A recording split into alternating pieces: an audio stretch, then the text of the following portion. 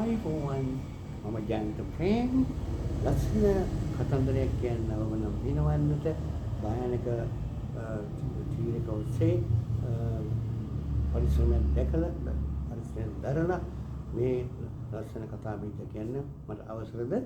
එසේනම් කියන්න හොඳයි. අපි මම කොළොන්නල් පොලිසියට ආවා. කොළොන්නල් පොලිස් කොස්තාපල් කෙනෙක් වශයෙන් කොළොන්නල් පොලිසියට ප්‍රථමයෙන්ම පත්වීම ලැබුණා. ඇවිල්ලා පොලිසියට පත්වීම ලැබුණා ආවා. ඒ අතරතුරේ ඒ වකවානුව භයානක වකවානුවක්. මිනිමරුවන් දුසිකයන් දුසිතයන් බහුල කාලෙක මම ආවේ කොළොන්නල් පොලිසියට ආපුඩා කියලා ඒ දවස්වල. ඉතින් මට රාජකාරී පැවරුණා. මම තරුණෙක් නිසා තරුණ අවදී නිසා රාජකාරී මට පැවරුණා යම් භයානක රාජකාරී පොළු අල්ලන්න මිනිමරු අල්ලන්න ඒ වගේ භයානක කටයුතු මට ලැබුණා. මම ඒවත් ආදරෙන් ඒ අපිට ජනරල් උපදේශ උසස් නිලධාරියෙක් උපදේශ අනුව මට තාමත් සවිශක්තිමත් වුණා ඒ උපදේශ අනුව ක්‍රියා කරන්න. ඒ නිසා මම සන්තෝෂයෙන් මේ රාජකාරී ඉටු කරන්න පැනලා මම සන්තෝෂයෙන් ඒ රාජකාරියට එනවා. ඒ නිලධාරීන්ට මට රාජකාරී පනවනකොට ඉතාමත් ස්තුතිවන්ත වෙනවා රාජකාරී කරන පොලිස් නිලධාරීන්ට. මම ඉතාමත් නැවතත් ස්තුතිවන්ත වෙනවා. ඉතින් මම එනකොට මට පැවරුණා පොඩි විදිය වගේ භයානක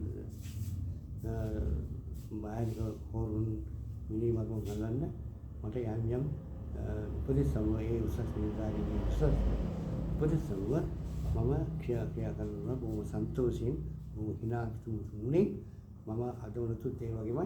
ඒ නිසා එහෙම කර ඉන්නකොට මට ලැබුණා කාන්තා චරිතයක්.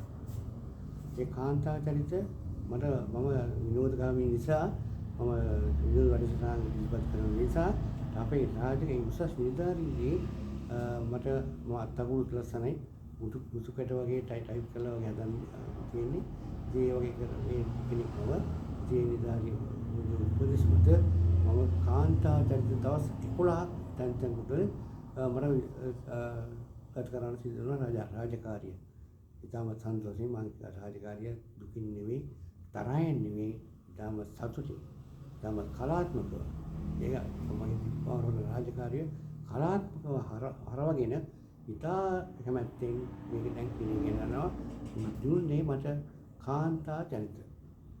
ඉතින් මම කියන්නේ කොහොමද මට අපේ උසස් නිලධාරීන්ගේ මනාප හොඳරයක් සතුරු වෙලා මම සංගීත සංදර්ශන සංගීතවල මේවන්න ඒ වගේ කරලා උසස් නිලධාරීන් මා කෙනෙක් ගැටුණා. ඉතින් ඒ නිසා මට හරියාකාරව මනාකව ලැබුණා. ඒ ඔස්සේ අද ජීවිත ගානක් මැරිගේ ජීවිත ගානක් හරහාතුරු මිනිමරුන්ගෙන් බේරෙන්න මගේ හැකියාව නිසා හැකියාව ලැබුණා. ඒක ඉතාමත් සන්තෝෂයෙන් උසස් නිලධාරීන්ට මම කියන්නේ මගේ සතුට පළ කරමින් මේ මුලදී මේ කතාව කියනවා. ඉතින් මම විනෝදාත්මක සංගීත ඒවල ඉදිරිපත් කර කලාත්මක ජීවිතයක් ගත කරා. මේ ගත කරන මගේ ජයන්ත ප්‍රේම් ජීවිතය ගත කරා වගේ ගත කරනවා වගේ මම උසස් අත්දැකීම් ලබාගෙන සතුට ලබාගෙන මම ජීවත් වෙනවා කියන්න ඕන.